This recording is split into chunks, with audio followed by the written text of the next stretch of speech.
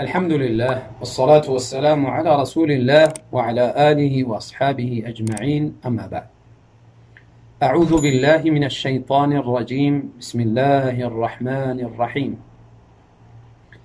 الحمد لله رب العالمين الرحمن الرحيم مالك يوم الدين إياك نعبد وإياك نستعين اهدنا الصراط المستقيم صراط الذين أنعمت عليهم غير المغضوب عليهم ولا الضالين آمین. بینندگان صفحه انستیتوتی آموزش اساسات علوم اسلامی، به همه شما ترحیب و خوش آمدید میگویم. الله تعالی این منصه علمی را مصدر خیر به همه ما شما بگرداند و برای دوستانی که این صفحه را ایجاد کردند و تأسیس کردند از اخلاص قلب برشان دعا میکنیم. الله تعالی توفیق مزید برشان نصیب بکنه و همچنان بیشتر توفیقشان بدهد که در مجالات بیشتر بتوانند خدمت دین را انجام بدهند. برادران نهایت گرامی، اسم من شهید الله سادات و انشاءالله با شما از این منصه علمی با تفسیر چند سوره های از قرآن کریم می باشم. و ابتدا سوره فاتحه را انتخاب کردیم به خاطری که سوره مهمی در زندگی انسان و در تمام عباداتش می باشد. به خصوص نماز، روز انسان 5 وقت نماز فرضی را می خواند، غیر از نمازهای سنتهای رواتیب و مؤکده و نمازهای نفلی و نمازهای جنازه و غیره. یعنی روزی چندین بار این سوره را تکرار میکنه. پس این سوره در عبادات انسان و در زندگی انسان بسیار مهم است. به او خاطر خوب است که انسان چیزی از مضامین و محتویاتی این سوره بداند تا اینکه در نمازش و در عباداتش بیشتر خشوع، خضوع و فکری درست داشته باشد. چون هر چندی که انسان به معانی کتاب الله تدبر بکند و او را درست بداند، بیشتر در نماز خود خشوع می داشته باشد. ابتدا سوره فاتحه ذکر میکنیم. بعضی از نامه های از این سوره را، از جمله این سوره فاتحه گفته میشه، سوره الفاتحه، به خاطری که افتتاح قرآن کریم به این سوره شده و همچنان افتتاح قرائت در نماز به این سوره میشه. هر نماز نفلی، فرضی، همه انواع نمازها افتتاح قرائتش به این نماز میشه، به این سوره میشه. به خاطر سوره فاتحه می نامند. و همچنان ایره سوره سبع المثانی هم میگن، به خاطری که در هر رکعت نماز تکرار خوانده میشه. صرف در یک رکعت نه، باید در هر رکعت تکرارا این سوره را انسان بخواند. و سوره الصلات هم گفته میشه، به خاطری که بدون این سوره نماز درست نمیشه. و کسی که توان داره و این سوره را یاد داره، بدون از این سوره نماز نمیشه. رسول الله صلی الله علیه و سلم صریح فرمودن لا صلاة لمن لم يقرأ بفاتحة الكتاب یا بأم الكتاب، روایت های مختلف میاد. و این سوره را ام الكتاب هم گفته میشه، به خاطری که همه مقاصد قرآن در این سوره خلاصه گردیده و این به منزله اصل است، اساس است، مانند مادرواری همه چیز را به خود جمع کرده. از جمله فضیلت های این سوره را اعظم سوره فی القرآن گفته میشه. و این رسول الله صلی الله علیه و سلم به یک تنی از اصحاب کرام ابو سعید بن المعلا که در داخل مسجد نبوی نماز میخواند و رسول الله صلی الله علیه و سلم برش گفت که لأعلمنك سوره هی اعظم السور فی القرآن قبل ان تخرج من المسجد. یعنی قبل از اینکه از مسجد بیرون شوی، بزرگترین سوره‌ای که در قرآن است اما را برات تعلیم میدم. این ابو سعید میگن رسول الله صلی الله علیه و سلم وقتی که میخواست بیرون شود از مسجد، از دست ما گرفت و ما برشان تذکیر دادم، گفتم شما گفتید که بزرگترین سوره را براتون تعلیم میدهم. بس رسول الله صلی الله علیه وسلم فرمود بلی این سوره الحمدلله رب العالمین است و ایرا سبع المثانی هم گفته میشه و قرآن عظیمی که برای ما داده شده. و یکی از فضیلت های بزرگی این سوره است. فضیلت دیگرش که این سوره باید در هر نماز خوانده شود و همچنان سوره یکی از علاج است، یعنی سوره رقیه یا شافیه هم گفته میشه که بعضی مرض ها، هر نوع مرضی که بوده باشه، انسان به ذریعه این سوره میتونه خود و دیگران را دم بیندازد. معنی ترجمه لفظی سوره: بسم الله الرحمن الرحیم. سوره شروع ابتدا میشه به بسم الله الرحمن الرحیم. معنای بسم الله الرحمن الرحیم: شروع میکنم به نام الله نهایت با رحم و مهربان است. شروع میکنم در اولی جمله میاری یا اینکه در آخر؟ به نام الله نهایت با رحم و مهربان شروع میکنم. الحمدلله رب العالمین. الحمد همه ستایش، لله بری معبودی بر حق است. الله به معنای معبودی بر حق، یعنی همه ستایش برای معبودی بر حق است و او معبودی بر حقی از پروردگار جهانیان است. رب العالمین صفت از برای لله، یعنی پروردگار جهانیان است. الرحمن الرحیم دیگر صفتی الله معبود چی است؟ الرحمن ذات نهایت با رحم، الرحیم مهربان است. مالک یوم الدین پادشاه و خداوند و صاحب روز جزا است. مالک به معنای خداوند، صاحب، پادشاه هم میاد. یوم الدین مراد روز جزا، روز قیامت. ایاک نعبد و ایاک نستعین. ایاک خاص را نعبد، عبادت میکنیم میپرستیم، و ایاک نستعین و خاص از تو مدد میطلبیم، استعانت میجوییم. اهدنا الصراط المستقیم. هدایت بکن، راه بنما ما را برای هدایت، یعنی ما را برای هدایت سوق بدی و هدایت کن. کدام راهی هدایت؟ صراط الذین انعمت علیهم. آن راهی آنانی که تو بالایشان انعام کردی،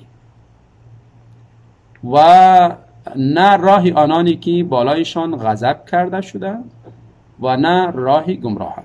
یک تفسیر شنید، غیر المغضوب علیهم، یعنی نه راهی آنانی که بالایشان خشم غضب کرده شده و نه راهی گمراهان. تفسیر دیگر: صراط الذین انعمت علیهم، راهی آنانی که تو بالایشان انعام کردی، احسان کردی، و صفتی از اونها چی است؟ غیر المغضوب علیهم ولا الضالین، و اونها بالایشان غضب کرده نشده و همچنان گمراه هم نیسته. هر دو تفسیر درست است، هر کدام اگر تفسیر کنی. شرح مختصری بعضی از کلمات. البته الحمد در اینجا ذکر شده، الف لام در اینجا برای استغراق است. الحمد، الف لام الحمد برای استغراق است، یعنی به این معنا که همه انواع حمد شامل میشه. و حمد گفته میشه ستایشه.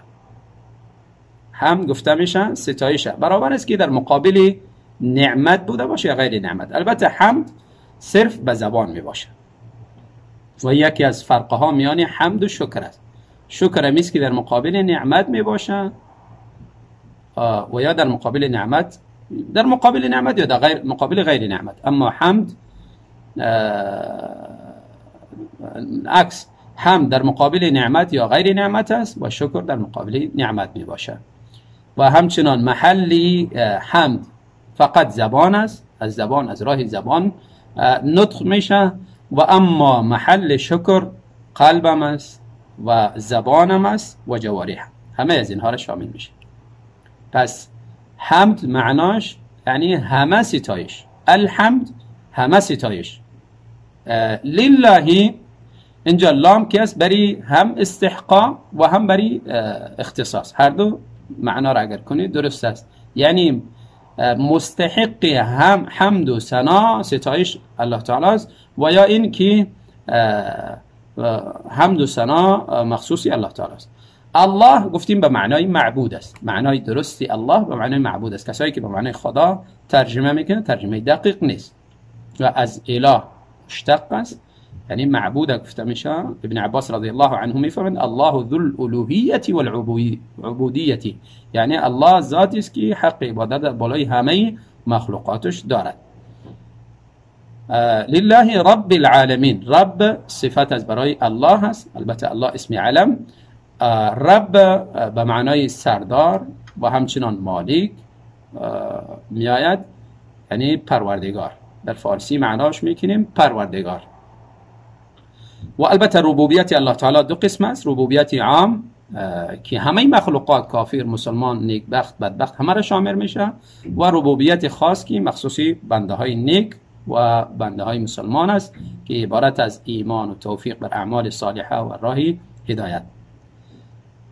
العالمین جمع عالم جهان میگن، جهان انس و جن و ملائک و همه از اینها را شامل میشه. الرحمن الرحیم، هر دوی از اینها نامه های الله تعالی است و نامه های مستقل هستند.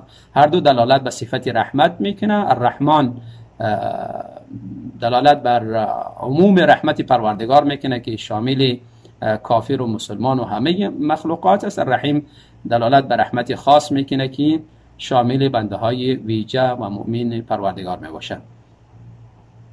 مالک یوم الدین، مالک از پادشاه را گفته میشه، صاحب و اختیارمند و متصرف، و مراد از یوم الدین روز جزا، روز قیامت است.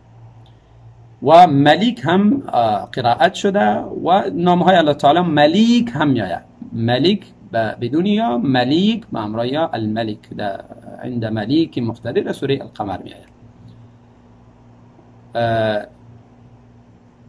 ایاک نعبد، ایاک ضمیر منفصل در محل نصب مفعول به مقدم شده برای اهمیتی. نعبد عبادت که از چیزا گفته میشه اسم جامع لكل ما يحبه الله من الاقوال والاعمال الظاهره والباطنه، همه اقوال و اعمالی که الله او را دوست میداره، چی ظاهر باشه چی باطن، همه را الله تعالی که دوست میداره این را گفته میشه عبادت.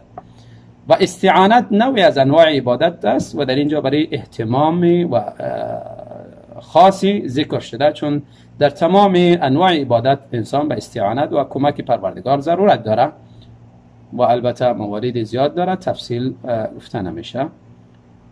مراد از هدایت، اهدنا الصراط المستقیم، هدایت دو نوع است، هدایت ارشاد و هدایت توفیق. مراد اینجا هدایت توفیق است و این به دست پروردگار است. و مراد از صراط المستقیم که مستقیم وصف شده، مراد قرآن کریم است یا اینکه اسلام، همه را بگیری یک معنا داره. انعمت علیهم، مراد کسا نبیین و صدیقین و شهدا و صالحین است. و غیری کلمه استثناء است. المغضوب علیهم مراد یهود و نصارا، یهود است، و الضالین مراد نصارا. بعضی از درس‌های عقیدتی از این سوره، از این سوره بسیار امور توحید گرفته میشه. انسان کسی اگر دقت کنه و تدبر کنه به این سوره، از جمله سه نوعی از انواع توحید این سوره ذکر است. توحید ربوبیت، رب العالمین، و همچنین مالک یوم الدین دلالت به توحید ربوبیت میکنه. و توحید الوهیت، توحید اسماء و صفات، لله رب العالمین، الله رب، الرحمن الرحیم، مالک، همه از اینها صفات های پروردگار در اینجا این سوره ذکر شده اسما. توحید عبادت، ایاک نعبد و ایاک نستعین، و همچنین الحمدلله، حمد خودش نوعی از انواع عبادت است که صرف مخصوصی الله تعالی می باشه. دوم درس عقیدتی از این سوره گرفته میشه که سوره رد است بالای عقیده وحدت الوجود، کسایی که خالق و مخلوق و رب و مربوب همه از اینها را یک چیز میدانه. الله اینجا البته رب ثابت کرده و مربوب ثابت کرده، رحمان و همچنان کسی که بالایش رحم میشه، مرحوم، مالک کسی که بالایش مملوک یعنی پادشاهی میشه. پس رد از بالای از اینها که فرق است میان خالق و مخلوق و همچنان رب و مربوب و غیره. سوم این سوره رد است بالای کسایی که مخلوقات صفات پروردگار میدهند، قطب الاقطاب، غوث الاعظم، متصرف کون، بس بعضی ها رحمان کسی را لقب میدن، رحمان بابا و غیره. و این سوره بالای از اینها رد است که این صفات مخصوصی پروردگار است. و همچنان در این سوره که از اشاره است به امور آخرت مالک یوم الدین که روز جزا حتمی آمدنی است. و همچنان سوره دعوت میکنه به سوی اخلاص در عبادت که انسان عبادت خود از شرک و از همه خرافات باید پاک بکنه و مخصوص پروردگار بگرداند.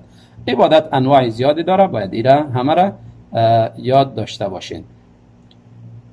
تخصیص نوعی از انواع عبادت که استعانت است بعد از ذکر عام در اینجا که خاص ذکر شده استعانت، به خاطر اهمیتی که در همه انواع عبادت انسان به استعانت ضرورت داره. اذا رسول الله صلی الله علیه و سلم به پسر کاکاشان ابن عباس فرمود استعنت فاستعین بالله، یا اینکه به معاذ رضی الله عنه فرمود لا تدعن دبر كل صلاة اللهم اعني على ذكرك وشكرك وحسن عبادتك. همچنان سوره رد است بالای فرقه خاصی که به نام قدریه میگن که اونها همه افعال خالقش بنده میدانن که این سوره بالای از اونها رد میکنه ایاک نعبد و ایاک نستعین. اینجا ذاتی است که عبادت میشه، فعل از طرف بنده صورت میگیره، او ذات از خودش فعل داره و بنده از خودش فعل داره که عبادت برای از او ذات انجام میده. همچنین بالای جبریه رد است که اونها انسان مجبوری محض میدانن، بلکه نه، انسان صاحب اختیار است، عبادت میکنه، دیگر افعال انجام میده و غیره. و همچنان اهمیت دعا در سوره ذکر است که انسان وقتی که دعا میکنه روش دعا مثل که حمد و ثنا و همچنان درود بر رسول الله صلی الله علیه و سلم بگوید و باز نامی که مناسب است به اون نام مناسب الله تعالی را صدا زده حاجت خود طلب بکنه. و همچنان سوره توسل به نامهای الله تعالی و اعمال صالحه به اشاره میکنه که هر دو نامها ذکر است و همچنین اعمال صالحه که ایاک نعبد و ایاک نستعین عبادت و استعانت است. همچنان امر دیگری از امور عقدی در این سوره ذکر است که رجوع همیشگی انسان در تمام حالات به الله تعالی داشته شد و خصوصا در وقت استقامت و پایداری بر هدایت. من یهده الله فلا مضل له، چون اگر الله نخواهد دیگر هیچ کسی نمیتونه که بر راه هدایت بوده باشه. همچنان از امور عقدی شناخت راه اهل حق و باطل و انسان معیت راه اهل حق داشته باشه و از راه اهل باطل اجتناب بکند. و همچنان در سوره بعضی از فرقهای گمراه را ذکر کرده، اشاره میکنه، از جمله مغضوب علیهم که یهود هستند و همچنان ولضالین که مراد نصارا هستند. و همچنان سوره اشاره میکنه بر عقیده درست و اعمال صالحه و روش سلف الصالحین که اعمال صالحه علم درست صراط الذين انعمت عليهم اهدنا الصراط المستقیم، یعنی صراط مستقیم در وقت انسان میدونه که علم داشته باشه. صراط الذين انعمت عليهم یعنی روشی مردمای نیک که نبیین و صدیقین و شهدا و صالحین هستند و همچنان اجتناب از روش غیر سلف که مغضوب علیهم ولا الضالین اینها می باشه و انسان از جهل و نادانی و اینها خودداری بکنه که و این سبب هلاکت انسان است. بارک الله فیکم.